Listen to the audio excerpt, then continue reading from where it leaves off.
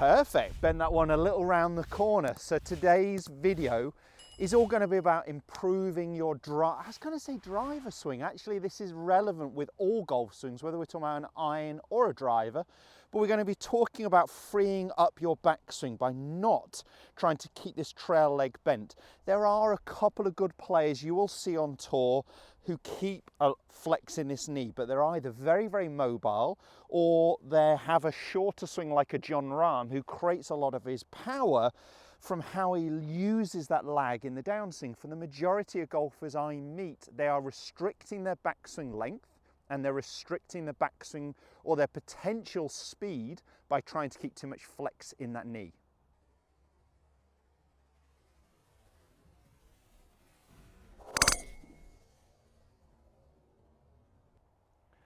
So trail leg we're talking about, for me as a right-handed golfer, my right leg. When I see golfers trying to keep this too bent, they limit how much these hips turn, so they limit how much their torso can rotate. So they either have a very short backswing, and when golfers have this short backswing, what they tend to do is really lunge at it with the upper body. Because the lower body hasn't turned much in the backswing and shifted, it doesn't tend to do a whole lot in the downswing. So the golf swing tends to be short and then very dominated with the upper half. So we see a lot of over the top, out to in swings, generally causing pulls and slices. Or you get the golfer who can't rotate because, again, they're limiting here with the hip flexor, so they end up lifting the arms to the top of the golf swing. Neither of those are particularly powerful or efficient ways to swing the golf club.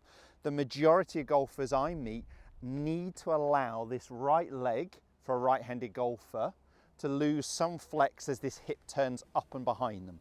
So we need the hip to rotate up and behind you to create a big full turn. And as a drill, what I would do is I'd put an alignment stick through your belt loops, I'd put a club on your shoulders, and I'd put another club here just in between your feet at right angles to your target line. So that's 90 degrees. How much do your hips need to turn for your shoulders, your torso to turn at least 90? And if we could create closer to 100, that'd be even better. So for me to create 90 or a little bit more shoulder turn here, how much of my hips rotated? And it's going to be around 40 degrees. Now that amount depends on mobility, flexibility, injuries. There is no set amount. I can't tell you how much to turn the hips. What I'm asking you to do is see, to create a big full shoulder turn of at least 90, how much do the hips have to rotate?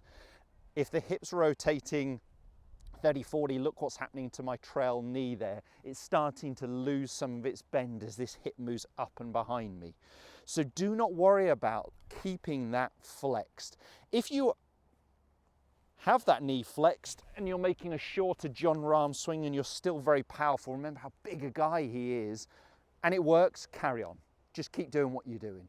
But I'm talking about the majority of golfers I meet who keep too much bend here, don't turn enough, and then they tend to dominate with the upper body. If we don't use the lower body going back, how are we going to use it coming through? Let me hit one and just talk about that transition movement.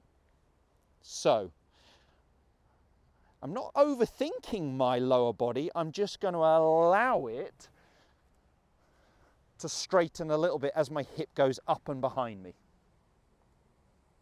See if I can make a big full shoulder turn. So completing that backswing. Oh, I think I got lucky. It was a little too far left, but I think it's run through there. So I'm not going to touch a huge amount on the downswing here, but golfers who don't use their lower body enough in the backswing, again, what they tend to do is start their downswing with their upper body, their pressure, their weight stays on their back foot. By turning this right hip up and behind you, your pressure should move in towards the trail foot and ideally into the trail heel in the backswing. Now I've got something to move, because in the downswing, pressure shifting towards the target should almost start the rotation. It wouldn't be rotation first, it'd be the pressure shift first, moving into that lead side. So we definitely want our hips moving towards the target. Now I'm not going to touch on it hugely in this video, but I will put some links just here that I think are well worth checking out. So click on the videos, have a look at those as well. But using the lower body in the backswing will allow me to use the lower body in the downswing. So not a particularly complicated video, no real drills for you to worry about here. I just want you that sensation of that trail hip going up and behind you as an at-home exercise, using that cane through your belt loops and the club across your shoulders, and just looking at how much the hips have to rotate is just going to help you get that sensation of what you need in your own golf swing. Let me see if I can bust one down the middle.